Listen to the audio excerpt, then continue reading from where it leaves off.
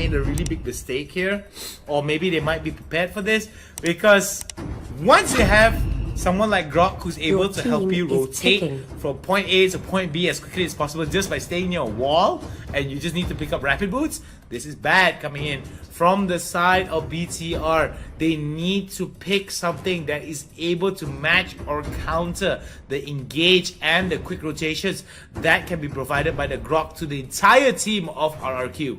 I want to keep in sort of notion here, in case people were not really following the items that happened in the last game.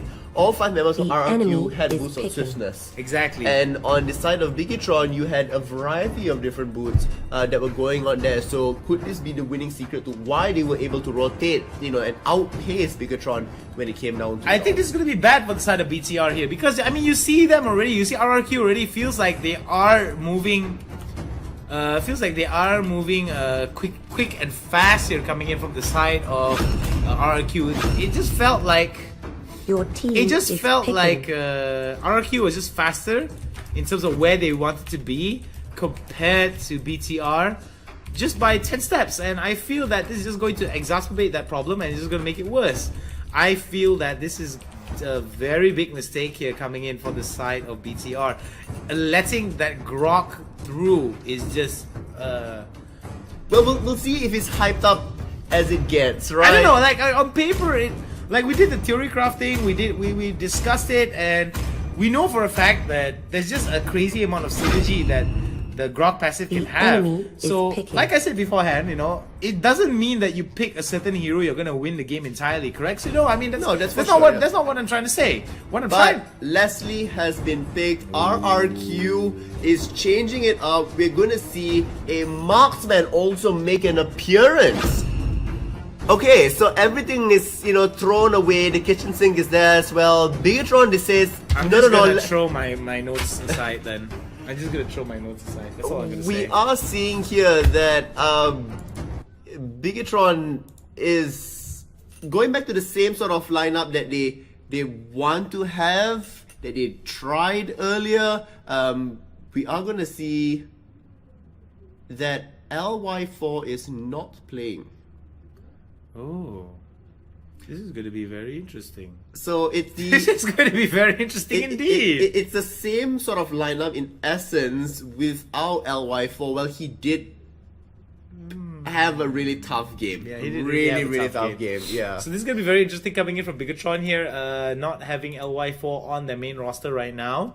Not to say that he's removed from the main roster, I'm just saying that he's been subbed out for one. Well, this is one of the things, when you have a bigger team, you can, you know, manage your rosters in lots of different ways. Yeah. Yeah, so we're going to see the load up here coming in from the side of RRQ. So I don't know about you guys, but it seems that this is going to be a very, very interesting gameplay here coming in from both these teams. All troops deployed. So as we see now, RRQ getting ready getting towards the bot side rotation here. So normally when we play these games, we were able to see like where the early lane priority is going to be like, mostly because of where where the turtles going to spawn. So we do see Fabians and Vince now pressuring over to the bot side, and that's not going to be a good sign there for the Cho, for the side of RRQ. And it might be very interesting to see that it might be very interesting to see that the amount of pressure that's coming in from the side of BTR could actually stop RRQ from gaining a bit of advantages, but they did manage to get the kill off screen there. And we do see that coming in from the side of BTR, they want to get a little bit of priority over the top side here.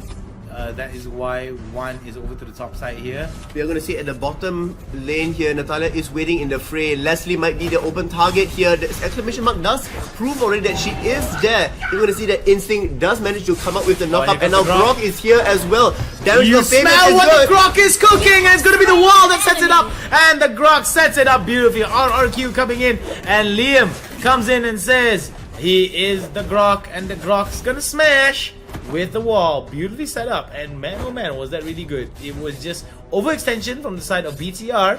RRQ taking advantage.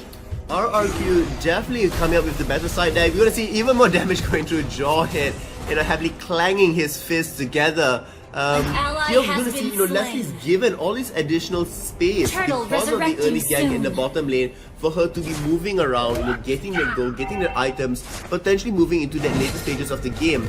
Here we are seeing that, RRQ is starting to fall a little bit behind. Fabians does take a little bit too much damage there under the turret. It's going to be bad here as Grok tries to go in. Liam gets flinged above the shoulders. Yam now in a big spot. That was a beautiful wall from Liam, but Liam decides to commit too hard there. Why was he doing that? Why was because that Lemon was not too far behind. There goes the sweeping blade, and there goes the re-engage again. Rage in a bit of trouble. There goes another beautiful wall coming in from the side of RRQ. Liam now looking towards getting the chase, but is not going to be enough. Beautiful walls being shown here. Here comes the high loss ultimate, but no, it's not going to be enough. Grok now. Liam taking it down as Lesley tries to go for the shots outside. I do like the split by RRQ, keeping Chow at the bottom and the pressure there. Harley was pushing at mid as well as they took the fight back up top. Right now, you're going to see that their goal, because they stayed within lane, they also get the experience lead. That's helping out for them, really well executed by RRQ. Bigatron, slightly scrambling to figure out how they need to maneuver around this. Joy comes in, a wall is good, but he will be able to escape out from this with the additional movement speed that's coming through. It looks like Turtle will be the point of contention for Bigatron as 3 members are starting it up. Alright, so now Turtle being focused down here as well as Liam over the top side being hit on from the side of BTR. So this is going to be very bad here coming in from the side of RRQ. They do have a little bit of lane priority over the top side. BTR now a little bit overextended. It's got to be careful on how they take some of these fights here. Here comes, beautiful fling. A beautiful ejector over the shoulder there as he gets flinged into combat, but we'll be able to get away. Luckily enough, RRQ members were not too far behind. Yes, it's really interesting to see that the amount of respect both sides are playing out here. As Jawhead does get knocked up into the air, we're going to see Bigatron come back in. Unfortunately, not quite enough to bring down Harley. He will not be able to head away. I stand corrected on that bit. And here we are going to see the flicker forward. Jail will be the next one to fall away as Chuck gets a kill straight on that one. We are going to see Natalia does get the kill across with the smoke screen there as cover for herself. Beautiful, beautiful stuff being shown there by RRQ and BTR. Both of these teams looking towards keeping it as competitive as possible. So I'm thinking that with LY4 off the roster, it seems that RRQ doesn't have anyone to target anymore. So we do see that Yam now in a bit of trouble and he's going to get taken down. Instinct, will your instincts fail you or will your instincts save you? Instincts will save him this time as he was able to Jit Kundo away. We are going to see the backup is coming in the form of Harley and Saber, hoping to bait them out. Triple sweep round the turret. This is going to be bad here coming in, and it's going to be a kill. Lemon now leaving it up, getting that double kill. Beautifully done, setting up that triple sweep right into the sweeping blades, getting them down, taking them out, and it seems that RRQ right now keeping up the aggression. Well, we see that Bigatron is responding just in kind as well. The goal lead has shrunk down to less than 1,000 already as Turtle is coming up in the next 5 seconds. Alright, it seems that the Grok is stuck in a bad place, but it seems that they are now stuck in a Grok and a hard place. Between a Grok and a hard place, beautiful wall there coming in. Yam comes in. Fabian's solo. Still will manage to survive out. Here we're going to see that now Gushin is being chased away. Lesley does go in invisibility for a bit. The knockup is there. Gushin will be the next one to fall as RQ extends their kill lead even further. Harley now is going to be taking up his buff for himself. The bottom turret did fall, which means that they are having a little bit more area to maneuver over there. Lesley can farm up if she needs to, as the attention from Turtle will disappear given it's a 6-minute mark. Lord now is spawning onto the map, and that will be the next big boss to fight. Yeah, Lord's gonna be the big boss that everyone needs and everyone wants in the lane. So this is gonna be very interesting to see. With top being of no priority to any of the teams, we do see that rotations now are gonna favor the top side as Lord's gonna be the priority. I Am Jago is going to be I Am Goreng as he gets taken down, and Liam now looking towards getting it, and beautiful stuff being shown here. Fabian's trying to get as much health back as he can. Liam now trying to find it out, but it seems that BTR now trying to slowly catch up. Jill trying to isolate Grok away from it as Yam as well trying to go, and this is going to be bad here. Fabian's in a bit of trouble here. The fling is good, but it's not going to be good as RRQ are going to have to fall back away from BTR. It is so much aggression is coming up from both sides of the team. They are still neck to neck when it comes to goal in kills as well. But what really is taking the advantage here is that late game scaling potential, which is what RRQ has with the marksman pickup. If they aren't able to isolate down and remove Lesley from the team fight, from the aggression that's there, it is going to be really severe for them as the game extends. Bigatron does have a countdown clock that they need to be very cautious about. Definitely, and the thing about Bigatron is that with these scaling compositions, it's basically a fight against the clock. You need to punch the card in and settle the fight before it reaches a certain threshold within the game. As you can see now, BTR catching up slowly to RRQ, and look at that beautiful charge there coming in from Liam. Liam looking towards changing the outlook over to the mid side there, and beautiful wall. And look at the Lesley now. Blocks! The blocks are good, but it's not going to be enough. Are perfect to keep Fabian alive, but can Yam escape it all out? It looks like he might be able to just barely. Oh, wow. In fact, he will be able to. Now will the tower die? Oh my god. Enough. No, Grok still will get the kill, securing it. Now they are perfectly aligned to that top tower to be taking it away as well. This is the exact priority that I was talking about, lane priority that RRQ needed. They need that top side tower just because to open up that option of Lord. Because if you still have the tower, you can't have people come onto you and basically catch you off, and you won't be able to dive them if you decide to go for the full on chase. Fabians and Liam now interacting with one another. Very interesting stuff being shown here. Oh, it seems that there's going to be a wall right into it. Liam now spins to win, goes to smoke screen, will not be able to land any attacks, and Fabians gets away. Taking stock of what's been going on here, with all the fight, all the kills, it is still only a 1,000 gold difference that separates them. Hoping to change that up here, Instinct will manage to escape.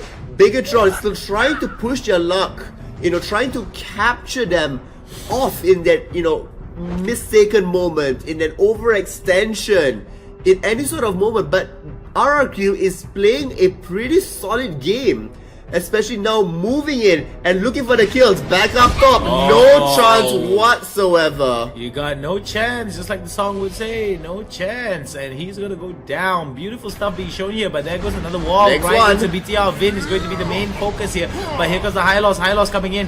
Rage is going to be the story of the day as he gets the kill. Another killing spree here coming in from the side of BTR, and it sees that BTR slowly picking it up. Cube now. The stun goes across. Instinct will be the next one to potentially fall. But you're going to see more damage coming in from the other side here. It is going to be Liam that's dancing around with two other members that's there. But they are diving behind the turret and taking so much unnecessary damage. BTR now. 5 men dead across. RRQ going to be happy to start up Lord, and there is nothing that Bigatron can do about it. Well, BTR now, Bigatron now looking towards getting that Lord, and they are going to take it out. RRQ in a lot of trouble here.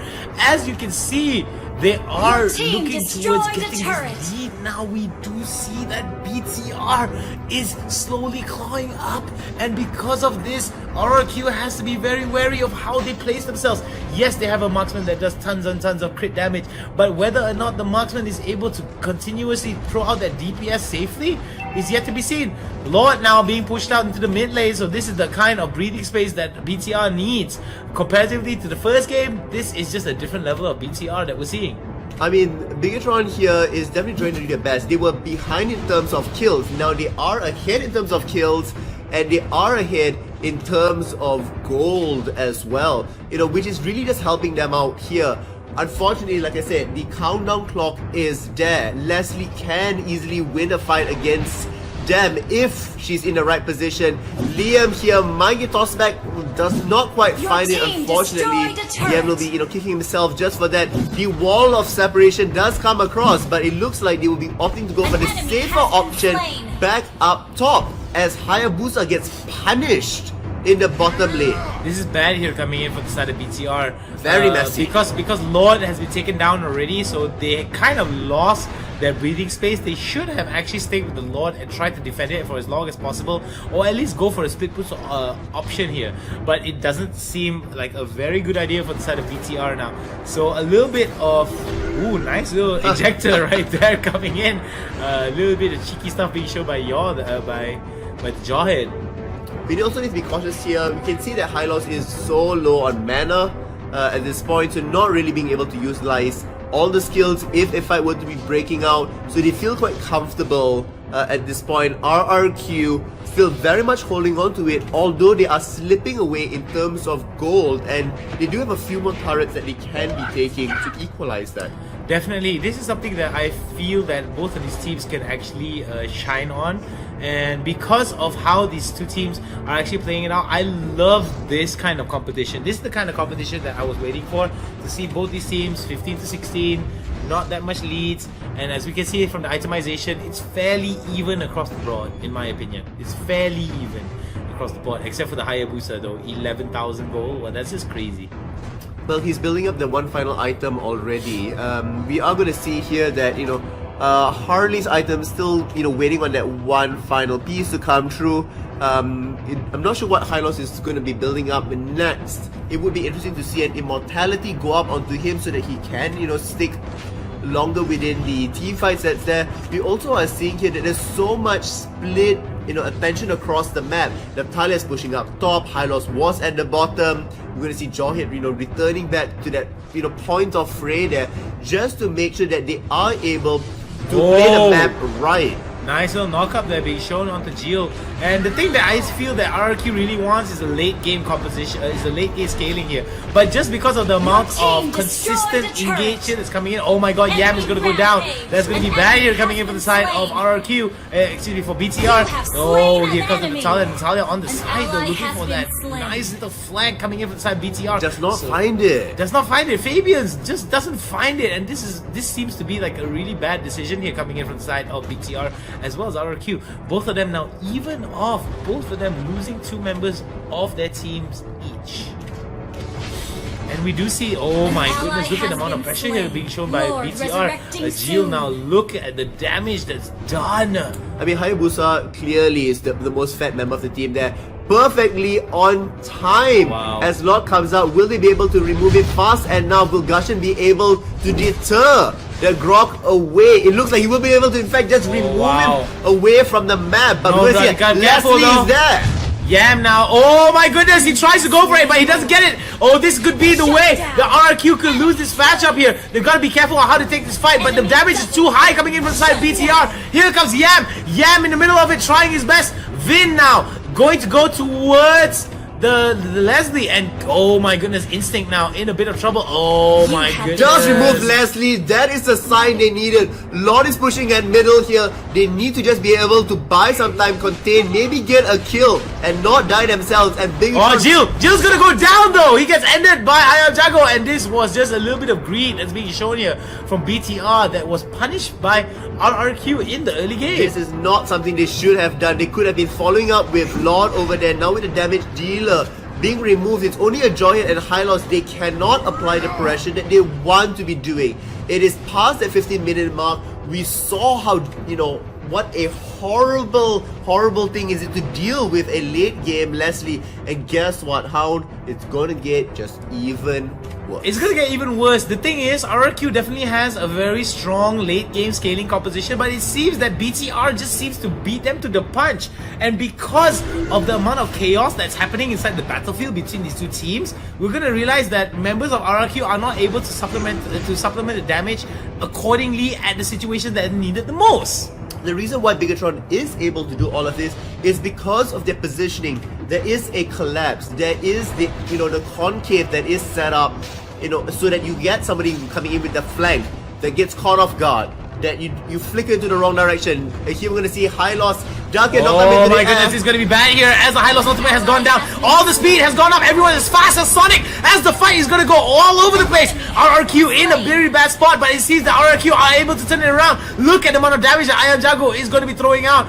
Vin now was able to get away, but over to the bot side there, bottom turret will go down. It seems that the split was definitely in favor of BTR. However, it seems that 2 for 1 will not be in favor of BTR. I will have to commend that play because they knew they were going to start the fight over there. Natalia was going to push the bottom.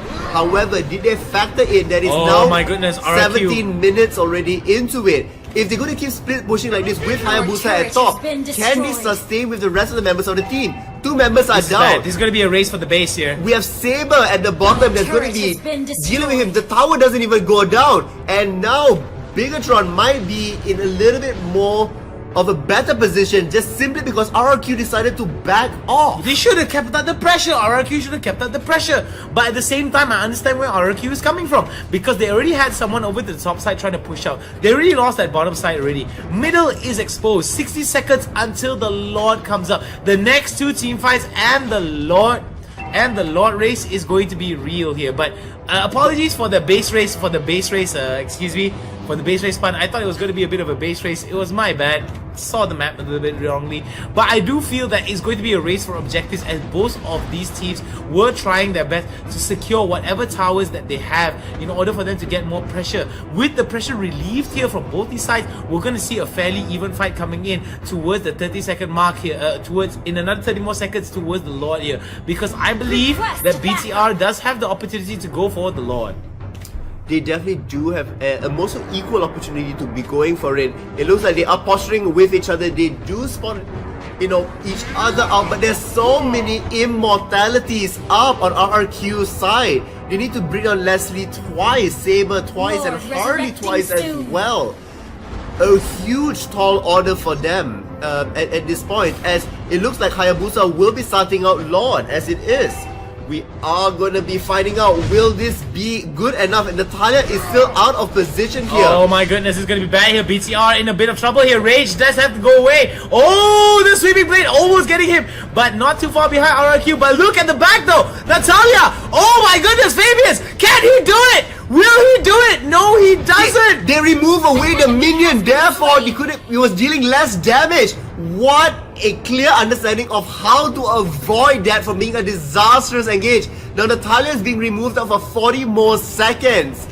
Oh RRQ has God. such a good position to be taking out Lord. We're going to apply even more pressure with Jawhead there, but he's not the fastest pusher.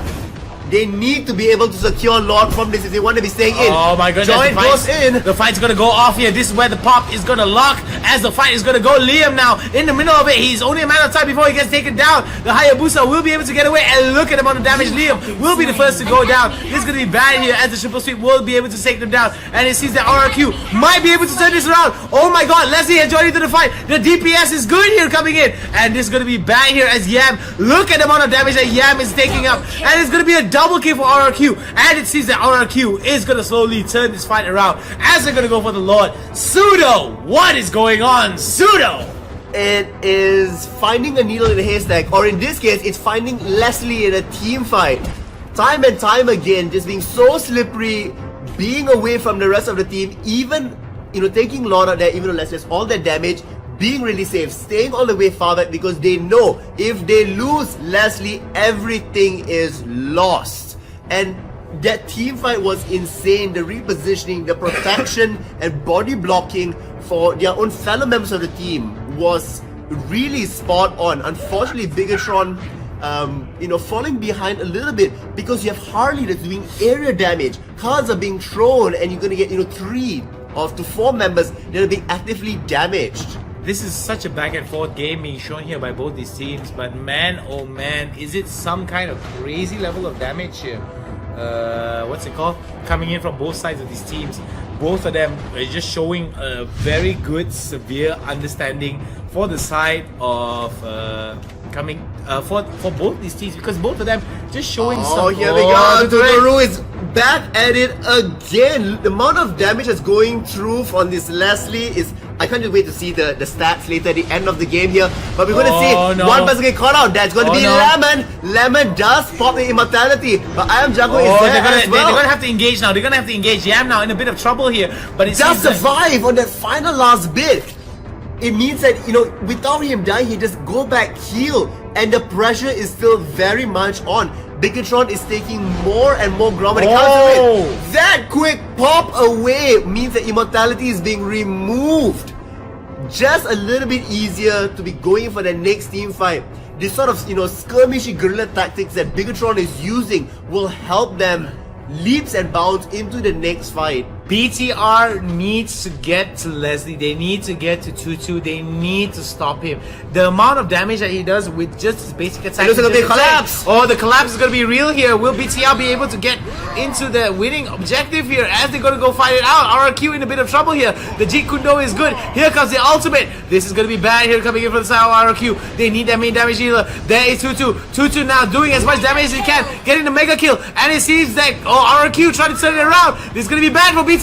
Beautiful flick there coming in, but will it be enough? Tutu, look at the amount of damage that Tutu is doing, and it seems that BTR is going to be a bad spot. Triple sweep to lock him down, and it's going to be BTR that bites on their words. Man, oh man, 3 down. Not a single member of RRQ gets taken down. As much as Bigatron softened RRQ up, that engage that came out was unnecessary.